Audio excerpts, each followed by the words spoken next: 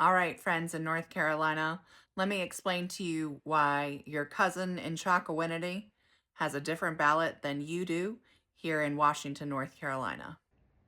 And no, it's not because of voter fraud.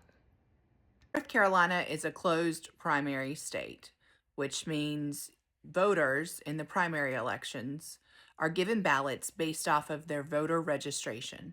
So if you're a Republican, then you get a Republican ballot. If you're a registered Democrat, then you get a Democrat Party ballot. And if you're an unaffiliated voter, like this girl, then you get to pick which primary you're going to vote in, which I love because I flip flop. I'll vote in a Democrat primary and I'll vote in a Republican primary 2 years later. So you get to choose. But I want to be clear, if you're a registered Republican, then you don't get a choice. You get the Republican primary ballot for primaries. Now, in general elections, you can vote for anybody you want because it's all one ballot, based off of whatever district you live in.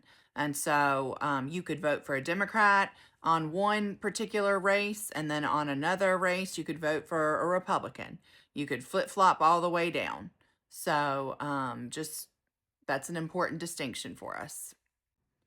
So we talked about how your party registration impacts your ballot. Now we're going to talk about how your geography impacts your ballot, because there are certain seats that are for specific districts.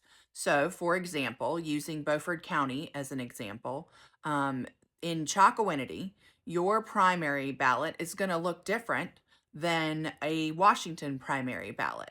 And that's because some of our seats, such as school board, are district based. Now, the seats that have no district or are at-large seats, those seats then would be the same kind of ballot look here in Washington as it would in Chocowinity. So, for example, in Beaufort County, our county commissioners are not elected by district. They are at-large.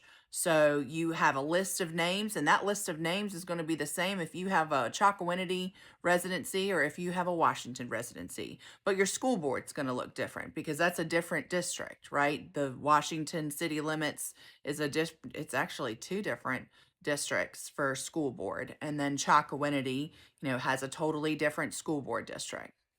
So keep that in mind. So if I'm in the city limits of Washington and I'm a registered Republican, then number one, I'm getting the Republican ballot because that's my only option.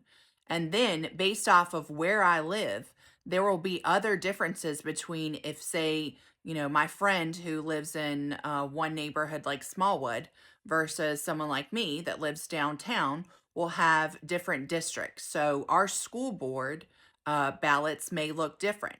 There may not be a Republican running for school board in my district downtown, but there is a Republican primary for a school board seat.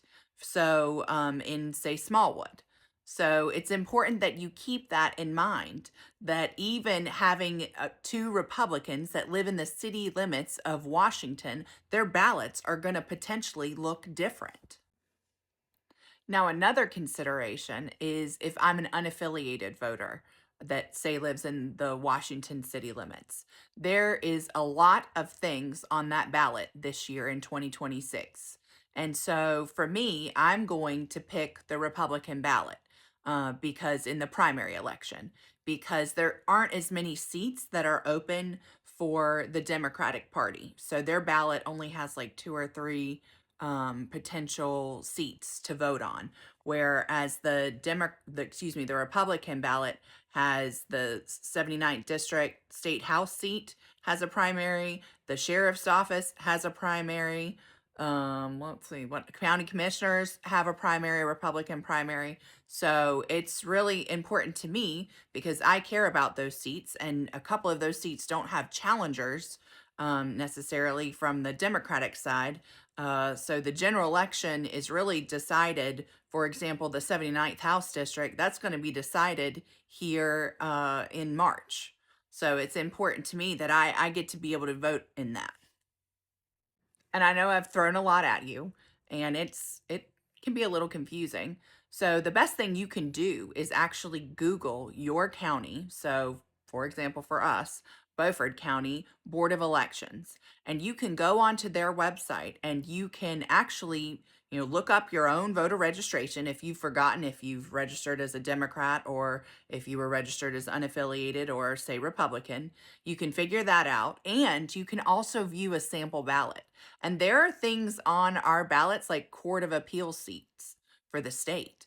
And, I don't know about you, but I don't necessarily stay dialed in to who's on the Court of Appeals. I can name all of the U.S. Supreme Court justices, but North Carolina Court of Appeals, off the top of my head, I can't.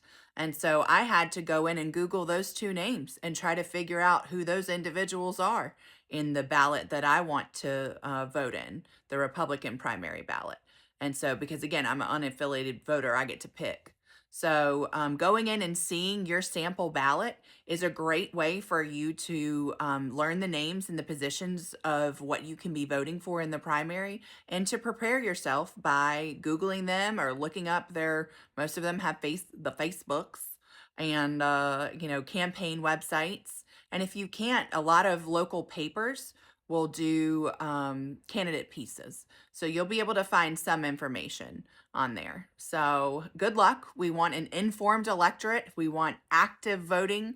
And yeah, let's turn out for the March 3rd election, okay? The primary election. I consider myself to be a sassy attorney, but before being an attorney, I was a political scientist. And I think that voting is the most patriotic thing that we can do to honor the service of individuals that have fought and died for our constitutional rights. And so being an informed member of the voting community is also important. So please make every effort to look at those races that you're going to be voting in. Try to pick your most qualified candidate. I've said this before, voting is not an essay contest. It's multiple choice in most cases. So you pick the candidate that you think is best. And, we might all get it wrong. We might find someone that's great and get them into office and see where they go. So the goal, though, is just to turn out, to be informed as much as you can, and to do our best. All right. So North Carolina is still in early voting for the 2026 primary election. It'll run through February 28th. And we need people to turn out, but the primary election day is on Tuesday, March the 3rd. So if you miss early voting, you can always go on election day, which for primaries is the first Tuesday in March, which this year in 2026 is March the 3rd. So thank you so much for listening and following the Sassy Attorney. We try to have interesting information on this page, as well as holding people accountable. Sometimes they don't like that, but I'm okay with that. I live happy and in my truth. So good luck.